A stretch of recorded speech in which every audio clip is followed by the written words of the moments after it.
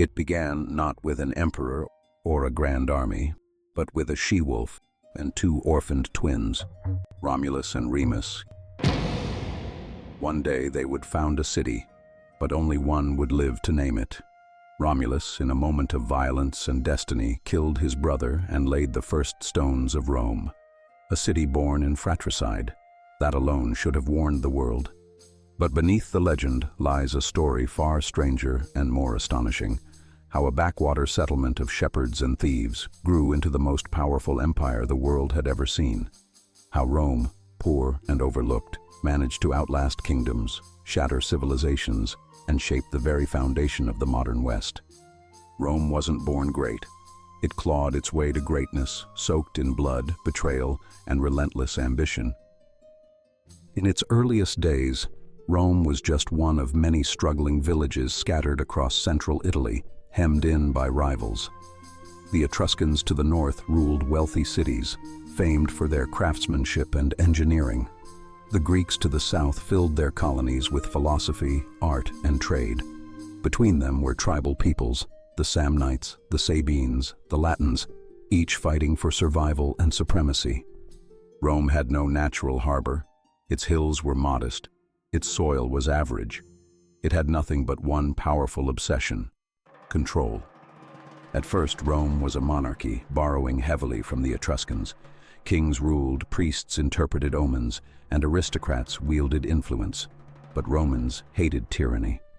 In 509 BCE, after the Etruscan king's son raped Lucretia, a noblewoman, she took her own life to preserve her honor. Her death ignited a revolution. Rome expelled its kings and vowed never to kneel before one man again. In their place, the Romans built a republic, an audacious idea in a world ruled by monarchs and pharaohs. No king, no tyranny, just laws, elections, and civic duty. Power would be shared by two consuls, advised by a senate and checked by the people. But equality was an illusion. Patricians, wealthy elites, dominated politics. The plebeians, the working majority, had little say. For years, they protested, went on strike, even left the city. Eventually, they gained concessions, their own assembly, their own representatives, the tribune of the plebs. It was messy, it was chaotic, but it worked. And unlike rigid monarchies, Rome's flexibility allowed it to evolve. The Roman military was its beating heart. It wasn't a professional force, it was a citizen army, men who fought not for gold, but for duty and glory. They trained relentlessly, they marched faster, built faster, and bled more willingly than their enemies. To lose a battle was shameful. To abandon a comrade was unforgivable. When the Gauls descended from the north and burned Rome to the ground in 390 BCE, many thought it was finished. But the Romans didn't run, they rebuilt, stronger, angrier, more united. "Woe to the vanquished," the Gallic chief had said. Rome made sure it would never be vanquished again. From that moment, Rome went on a warpath. The Italian peninsula became a chessboard of alliances, betrayals, and brutal battles. The Romans didn't just conquer, they co-opted. Instead of wiping out their enemies, they offered them a place in the system, partial citizenship, trade rights, protection, and in return, loyalty and soldiers. Every new ally made Rome stronger, feeding the machine of conquest. But then came a foe unlike any other: Carthage. By the 3rd century BCE, Carthage was a maritime superpower. Rich from trade, it ruled the seas and North Africa. The two powers collided over Sicily, and the First Punic War erupted. Rome had never fought a naval war, so they built a fleet from scratch, hundreds of ships, and taught themselves how to fight at sea.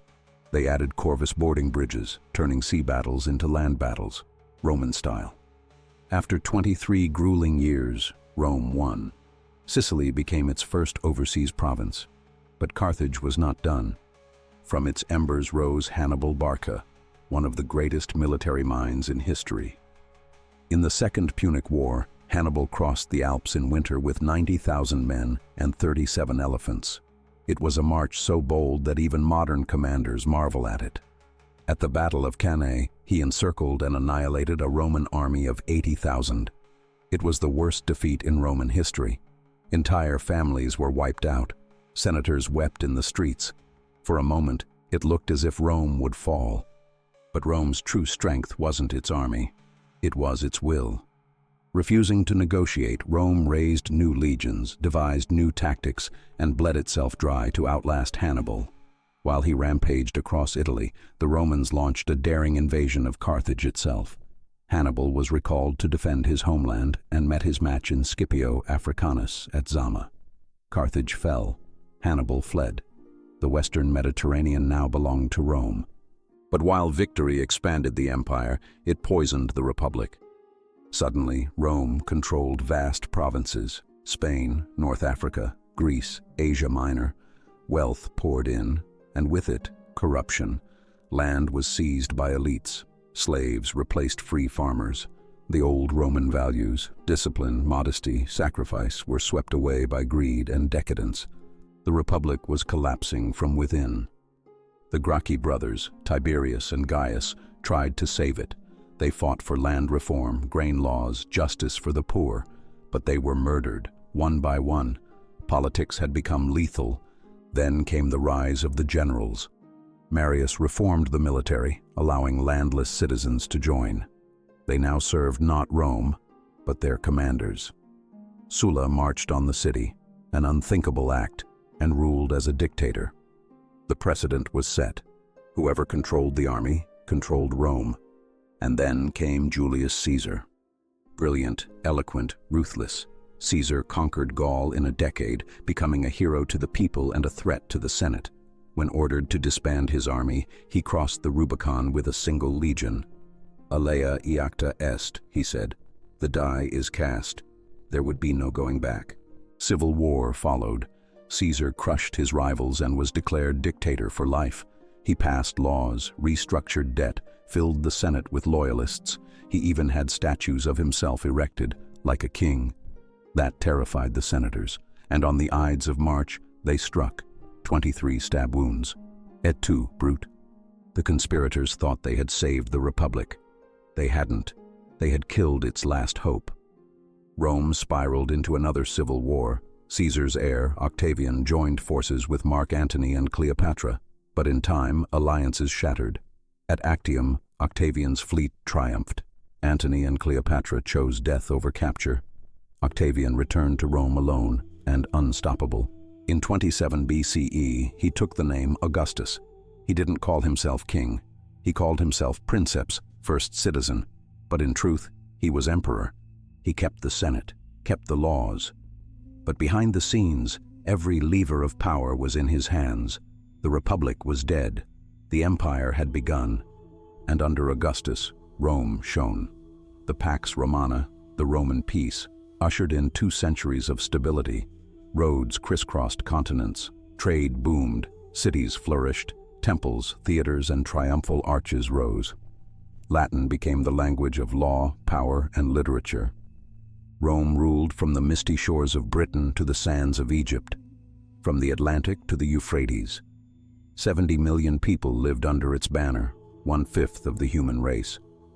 From a humble village to the heart of civilization, Rome's rise was not destiny. It was forged in war, cemented in politics, and powered by a belief that Rome itself was eternal. But empires are not eternal, not even this one. Because beneath the marble, the cracks were forming. Greed, division, madness, and the same ambition that built Rome would one day tear it apart. But that, well, that's a story for another time.